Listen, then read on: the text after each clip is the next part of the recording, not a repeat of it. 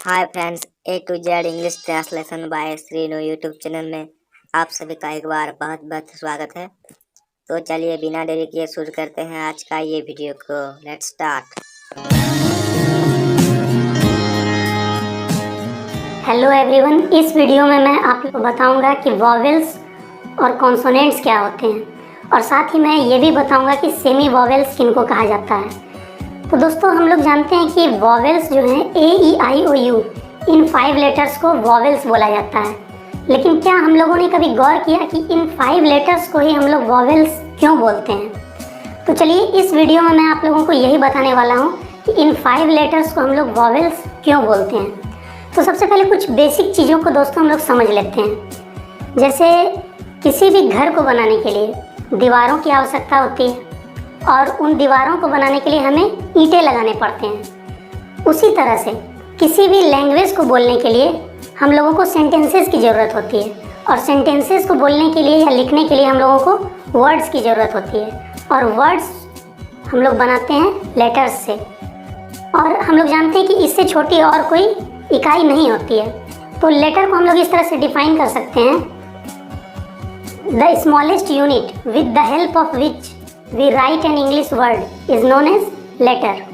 मतलब वह सबसे छोटी इकाई जिसकी मदद से हम लोग किसी शब्द को लिखते हैं उन्हें हम लोग लेटर्स कहते हैं। इंग्लिश शब्द को लिखते हैं उन्हें लेटर्स कहते हैं, हिंदी शब्द रहेगा तो उन्हें अक्षर कहा जाएगा।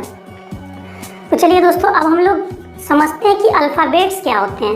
लेटर्स तो हम लोग समझ लिए, अब हम लोग समझते हैं कि अल्फ़ाबेट्स क्या होते हैं। बहुत लोगों को कन्फ्यूज़न रहती है कि अल्फ़ाबेट्स और लेटर्स को लोग एक ही समझते हैं। तो चलिए आज अल्फ़ाबेट्स के बारे में भी जान लेते हैं। तो अल्फ़ाबेट की पहले दोस्तों डिफिनेशन आप लोग देख लीजिए। ए सेट ऑफ लेटर्स और symbols in a fixed order used to represent the basic set of speech sound of a language is known as alphabet. मतलब जो लेटर्स होते हैं A-B-C-D, ये सब दोस्तों लेटर्स हैं। इंडिविजुअली ये सब लेटर्स हैं, लेकिन इनके जो ये सेट है A से लेकर Z तक, इनको हम लोग इस पूरे सेट को अल्फ़ाबेट बोला जाता है। जैसे हम लोग अगर कहेंगे कि A एक अल्फ़ाबेट है तो यह कहना गलत होगा। क्यों? क्योंकि A इंडिविजुअली एक लेटर है, ना कि अल्फ़ाबेट। अल्फ़ाबेट क्या है? A से लेकर Z तक जो पूरी सीरीज है वो एक सेट है, उसको हम लोग अल्फ़ाबेट कहते हैं। तो चलिए दोस्तों, अब हम लोग आते हैं वॉवेल्स और कॉन्सोनेंट्स में। हम लोग जानते हैं दोस्तों कि इंग्लिश अल्फ़ाबेट में 26 लेटर्स होते हैं। अब इन 26 लेटर्स में 5 लेटर्स A-E-I-O-U, इनको वॉवेल्स बोला जाता है। लेकिन इन 5 लेटर्स को ही हम लोग वॉवेल क्यों बोलते हैं? तो ज़रूर इनमें कुछ विशेषता होगी जो कि इनको वॉवेल्स बनाती है और बाकी बचे हुए 21 लेटर्स में कुछ अलग विशेषता होगी जो उन्हें कॉन्सोनेंट्स बनाती है। तो चलिए इसी चीज़ को हम लोग समझते हैं। तो दोस्तों आप गौर कीजिएगा, वॉवेल्स मतलब हिंदी में होते हैं स्वर। हिंदी व्याकरण के अगर दृष्टिकोण से देखें हम लोग तो वॉवेल्स मतलब स्वर और कॉन्सोनेंट्स मतलब व्यंजन। स्वर किनको कहा जाता है? स्वर जो हम लोग गले की सहायता से बोल सकते हैं, सिर्फ गले का प्रयोग करके हम लोग बोल सकते हैं।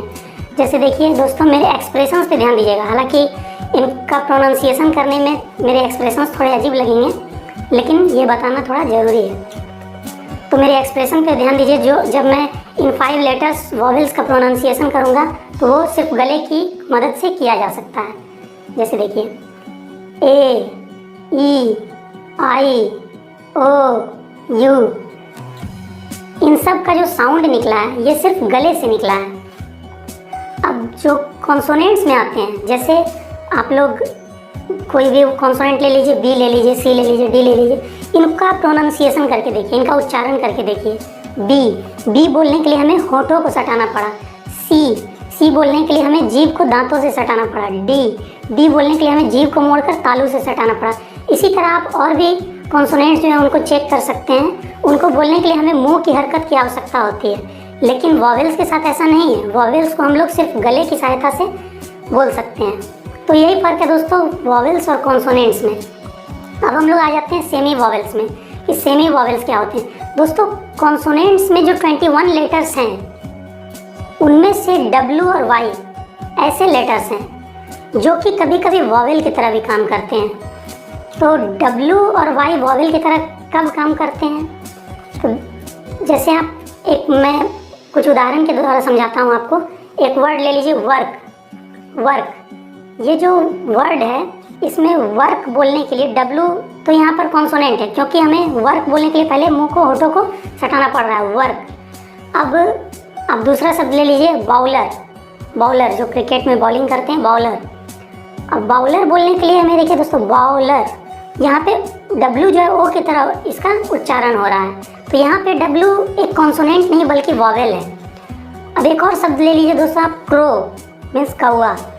क्रो, CROW, यहाँ पे जो प्रोनाउंसिएशन हो रहा है W का, क्रो O की तरह हो रहा है, जो कि एक वॉवेल साउंड है, इसलिए यहाँ पे दोस्तों W जो है एक कॉन्सोनेंट नहीं है बल्कि वॉवेल है।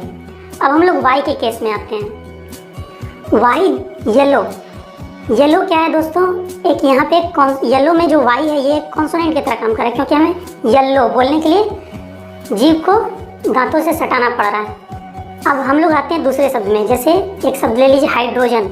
हाइड्रोजन में HYDROGEN, हाइड्रोजन में हाइड्रोजन, यहाँ पे I की तरह प्रोनाउंसिएशन हो रहा है Y का, जो कि एक वॉवेल साउंड है, इसलिए यहाँ पे Y दोस्तों कॉन्सोनेंट नहीं है बल्कि वॉवेल है। अब एक और शब्द हम लोग ले लेते हैं, बिजी। BUSY, busy. बिजी में जो Y है, बिजी, यहाँ पे E की तरह काम कर रहा है, बिजी, E की तरह काम कर रहा है, जो कि एक वॉवेल साउंड है, इसलिए यहाँ पर भी दोस्तों Y जो है एक कॉन्सोनेंट साउंड ना होकर वॉवेल साउंड है। अब दोस्तों ये जो वर्ड्स मैंने बताए हैं, आप इन सब में गौर करके ये कंक्लूजन निकाल सकते हैं कि जब भी W और Y किसी भी वर्ड के शुरू में आते हैं तब ये कॉन्सोनेंट्स होते हैं, और जब भी ये किसी भी वर्ड के बीच में या लास्ट में आ रहे हैं तब ये वॉवेल्स होते हैं। तो आप इन एग्जाम्पल्स पे गौर करके आप लोग इस बात को समझ सकते हैं। तो दोस्तों मुझे लगता है कि अब आप लोग समझ चुके होंगे कि इस वॉवेल्स कॉन्सोनेंट्स में क्या अंतर है और सेमी वॉवेल्स